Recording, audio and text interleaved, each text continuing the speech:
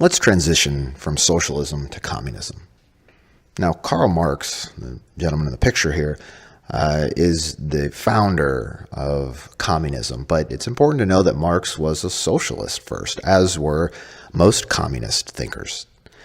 But Marx and the communists thought that socialism, while it was well-intentioned and it was certainly better than capitalism as an economic system, thought that it did not go far enough in addressing the evils or the ills of society.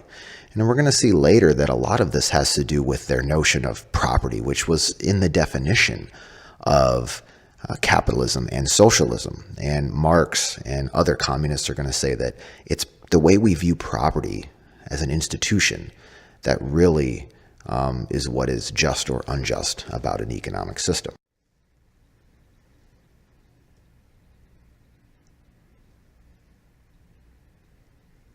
So I want you to think of communism as being on a kind of a continuum or a spectrum between capitalism and the end goal of communism. In between these two, we're going to see is the economic system we just discussed, socialism. So in order to kind of bring out the differences briefly here before we go forward, I want you to think about how we would distribute the ownership and the use of a cherry pie. Okay, so if we look at this under a capitalist system, it seems very simple. This is the way that we would bake, distribute, and eat a pie today. I own the ingredients. I go to the grocery store and I buy the sugar and the flour and the cherry filling and the pie crust. And so therefore I own the pie when I bake the pie. And if I would like to exclude others from it, I certainly may. If I would like to transfer it to someone else, my property right to someone else, to you, for instance, for $10, I can just sell my ownership of the pie to any willing buyer, and we can exchange ownership. Once I sell the pie to you, you now have the right to either eat it, consume it, or exclude other people from it. You could share it as well. But in capitalism, we own resources privately, and then we transfer the private ownership of those resources. And the socialists, remember, said that when this happens, some people are going to get too much pie. Those who are hungry at the bottom are not going to get enough resources. So they advocate that we have the pie now owned, and the ingredients of the pie owned by the government. The state will claim ownership over the pie and all the ingredients therein, and therefore the government will have to decide what kinds of pie we're going to have. They'll have to decide how we're going to make the pie, how we're going to, what the recipe is going to be, and then the government's also going to divide the pie. And remember, one part of socialism was that everyone got universal access to certain basic services or goods. And if pie is one of those goods, then the government would try to create the pie with their own recipe. And then, the United States government or the Cuban government or whatever government is going to adopt this system would then try to divide the, pun intended, fruits of this as equally as possible. But notice there's still ownership. Once the government bakes it and distributes it to me, it is transferred from ownership from the government, ownership now to me. The communists say that this herein lies the problem. We need to get rid of this notion of ownership altogether. So the pie should never be owned. The finished product should not be owned, nor should any of the ingredients that goes into making the pie. In fact, they go so far as to say that the bakers themselves and their labor and their skills and talents that are used to bake the pie should not be owned privately, nor by the state. They should be owned collectively by the community. So when we think of communism, I want you to think of the word commune, or to have things in common. The ingredients of the pie then would be held by all.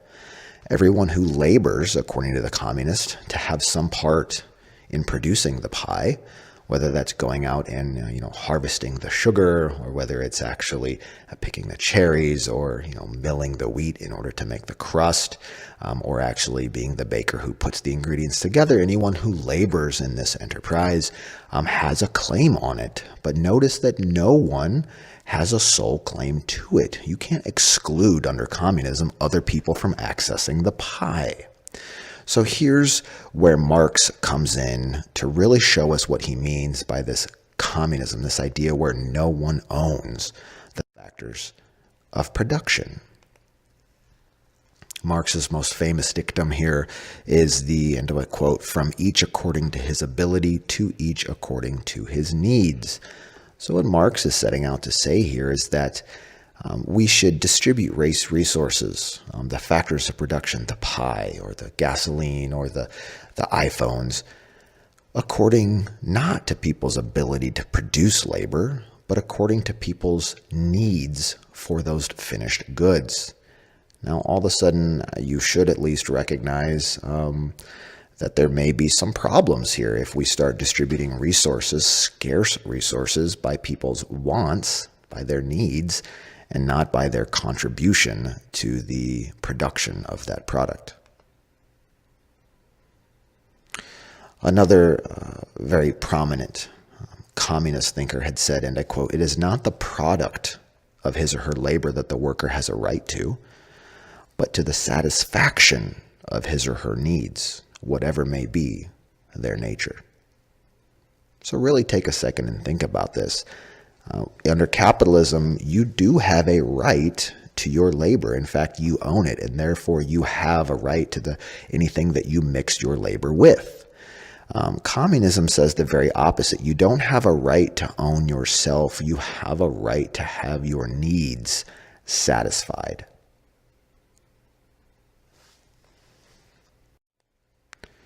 If we take a look further at communism and we try to identify a goal, the goal of communism really in common ownership is to eliminate this class society, this division between the rich and the poor and the middle class. And the way to do that is to eliminate property. Why? Because the way that we divide people up into classes is based on the assets or the property that they have. And so if we can get rid of that thing which divides people, we can get rid of the division itself. So the goal of communism is more or less to have a classless society. No rich, no poor, one stable and prosperous middle class. Communists see the rich and the poor as being out of balance. Under a capitalist or sometimes even a socialist country or economy, we see that the rich are usually the very few, and they have more assets as a share of the pie than the very many do who would be considered the poor. So let's go ahead and take a look at a video here, kind of giving a brief overview of communism and how. As diplomatic relations between Cuba and the United States improve, we wanted to look at the political philosophy behind the long embargoed nation. Cuba is one of the last communist dictatorships left in the world, and since extreme anti-communist sentiments in the mid-20th century, the philosophy has been a regular fixture in political discussions. So we wanted to know, what exactly is communism?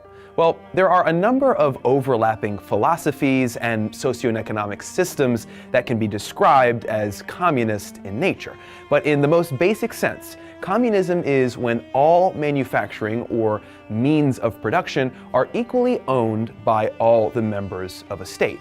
The intended result is to eliminate the capitalist-inspired class system where one class does all the work and the other gets all the money.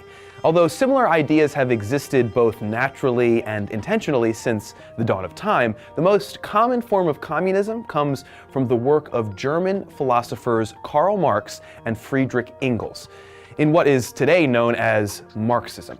In particular, Marxism is focused on the exploitation of the worker. It's based on the idea that any profit generated by the worker but instead goes to the business owner is a form of inequality and should be abolished. In recent history, several countries, including the USSR, China, Vietnam, and Cuba, have attempted to institute their own versions of communism. However, all can be said to be predominantly socialist and not communist. The biggest difference between the two is that socialism says that all workers should get an equal share in profit and property, while communism says that there shouldn't be money or ownership in general, and everyone should get as much as they need and work as much as they can. Unfortunately, attempts to achieve this political philosophy have led to lower standards of living, government corruption, and in the case of the USSR, total collapse and failure. A number of reasons have been put forth as to why communism hasn't worked out historically. But the strongest criticism of the philosophy is that communism removes the incentive for people to work harder than they absolutely have to. It also leads to resentment of those who work less hard but receive the same. In general, communism is described as being great in theory while disastrous in practice. And the state of the world seems to agree with that assessment. If you'd like to learn more about political theory, make sure you check out these videos on libertarianism and anarchy. Make sure to subscribe for more and let us know what you'd like us to cover next on our Facebook and Twitter pages. There are links in the description. Thanks for watching, and please subscribe. Now that we've seen the goal and the basic definition of communism, we can try to predict what the result of communism is supposed to be. And that, again, is what we said was to have one middle class. Everyone, if there is no class conflict, is supposed to live in absolute harmony. There's supposed to be no violence, no envy or anything that would be created under a class-type system. Also, because all the needs, at least in the transitionary period, would be provided by the state. There'd be no need for conflict or violence. And finally, the communists, and this is where people usually get communism wrong. The goal of communism is not to have a tyrannical government that stays in place forever. It is to have a, often dictatorial government take over, overthrow capitalism, and then to eventually, once the classes have been eliminated, there's no need for the state. And so there would be an eventual elimination of government altogether. It'd be a state of anarchy, but the communists would say that this would be a state of utopia. So one interesting thing is that communisms are at their very heart anarchists. They do not see a need for the state to have any permanent fixture in society. And yes, this is, as a utopia, kind of this land of unicorns and rainbows, as you would see on your elementary Lisa Frank folders. Now, we really need to figure out, well, how did the communists, certainly these were intellectual people, how did they they were maybe wishful thinking, but how did they predict that we would get to this this utopia where conflict and self-interest were vanished, essentially? How would we get to this point where part of our human nature, our very nature, would be changed?